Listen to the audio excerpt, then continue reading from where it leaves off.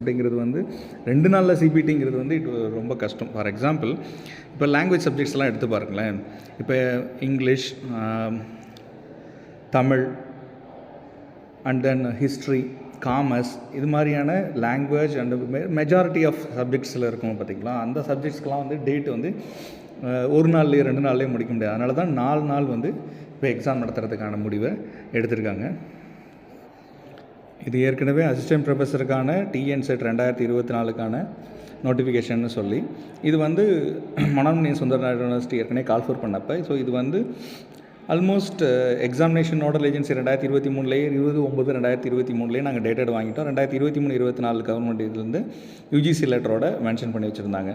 So இதோட டேட்டுன்னு பார்த்தீங்கன்னா இதுக்கு முன்னாடி ப்ரீவியஸாக அப்ளிகேஷன் எல்லாமே எடுத்து வச்சுருப்பாங்க. Online registration, submission of application, இது எல்லாமே நீங்கள் ஏற்கனவே அப்ளை பண்ணியிருப்பீங்க. ஏப்ரல் 1லேருந்து 30 வரைக்கும். அதுக்கப்புறம் டேட்டுமே எக்ஸ்டெண்ட் பண்ணி வச்சுருந்தாங்க.